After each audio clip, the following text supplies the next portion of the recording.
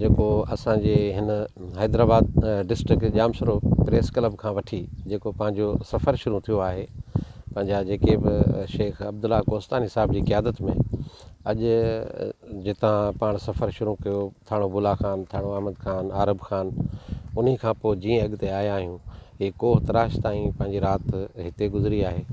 हितां जा जेके मंज़र आहिनि या हितां जी जेका मौसम आहे, हींअर बरसाति खां पोइ तमामु हिकिड़ो वॾो ईअं सम्झो त धरती ऐं साओ रंग जेको साओ तह ॼण त हुन पातो आहे। ऐं हितां जे माण्हुनि में हींअर जेका ॻाल्हि ॿोल्हि कयूं था त हिन माल जे चारे जे करे, गाह जे करे, बरसाति जे करे मारू माण्हुनि जे मुंहं ते हिकिड़ी मुर्क आहे। कोस्तान बि साॻियो थर वारो ई ॼण त सिलसिलो आहे। जेकॾहिं वसे थो, बरसाति पए थी त पोइ उते बहारियूं आहिनि, पर जॾहिं को ॾुकार थिए थो, बरसाति नथी थिए त पोइ हितां जा माण्हू वीचारा तमामु हिकिड़ी ॾुखी सूरत हाल खे मुंहुं ॾींदा आहिनि। हितां जी जीअं महिमान नवाज़ी मशहूरु आहे, तीअं राति खां वठी जेके असां हितां जे मुख़्तलिफ़ सुघड़ दोस्तनि जा जेके उन्हनि जूं पेश कयल शयूं असां ॿुधियूं, शाइरियूं ॿुधियूं, या उन्हनि दोस्तनि जेके पंहिंजो फ़न जो मुज़ाहिरो कयो, यकीन ॼाणो त असां हैरान रहिजी विया आहियूं त हेॾो फ़न, हेॾो उन्हनि जो सुघड़ाइप ऐं हेॾी उन्हनि जी कारीगरी मौजूदु आहे। पर इहो आहे त इहे दोस्त किथे पहुची नथा सघनि। असां जॾहिं सॼो ॾींहुं सफ़र कयो आहे, पोइ अची सिजल ते पहुता आहियूं, सो बि मुख़्तलिफ़ जीपनि ते कार अची न सघे, रोड रस्ता कोन्हनि, ईअं सम्झो त उते पहुचण जे लाइ बि तव्हांखे सॼो ॾींहुं जेको लॻे थो हिकिड़े एरिया में पूरो कोस्तान कवर करणु, या हितां जा माण्हू वीचारा उहे कीअं पहुचनि, कीअं मंज़र आम ते अचनि, इहो हिकिड़ो वॾो अलमियो आहे।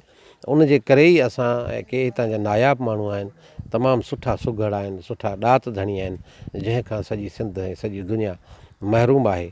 त उन्हनि दोस्तनि खे अॻिते आणण जी ज़रूरत आहे। ॿियूं ई ॻाल्हि जेका असां ख़ासि तौर ते हिते ॾिठी त हितां जे हिन सॼे कोस्तान में तइलीमी हिसाब सां तइलीम तबाह आहे। स्कूल जेके ॾिसूं पिया उहे असांखे किथे बि को हलंदड़ त कोन थो नज़र अचे, पर जेका बिल्डिंगनि जी आहे सूरत हाल, उहा सफ़ा तबाह लॻी पई आहे।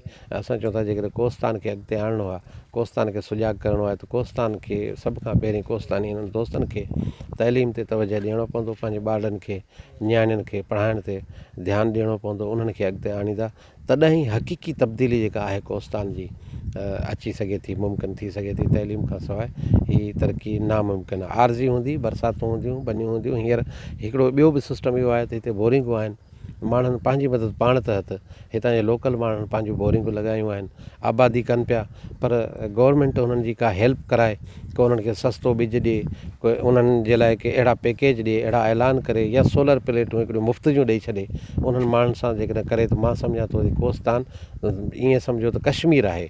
हर हिते फ़सुलु थी सघे थो, हर शइ थी सघे थी, पर इहो आहे त माण्हू वीचारा मिसकीन आहिनि, गुरबत जी हालत आहे। उन्हनि खे जेकॾहिं बोर सरकारी तरह ते लॻाए ॾिना वञनि, सोलर प्लेटनि जो बंदोबस्तु सरकार तरफ़ां कयो वञे, या उन्हनि ॿिज भाण ॿियनि शयुनि में उन्हनि जी जेकॾहिं ज़रई आलात जेके आहिनि उन्हनि में मदद कराई वञे, त हीअ सॼे मुल्क जे लाइ हिकिड़ो सरमायो आहे। ऐं कोस्तान में जेका बुख बीमारी आहे या जेका ग़िज़ाई खोट आहे, उन्हनि कोस्तानी माण्हुनि खे ॿिए पासे वञण जी ज़रूरत ई न पवंदी। हीअ पंहिंजी पूरत त कंदा, पर सॼे मुल्क खे उहो पंहिंजो अनाज ॾेई सघनि था। महिरबानी।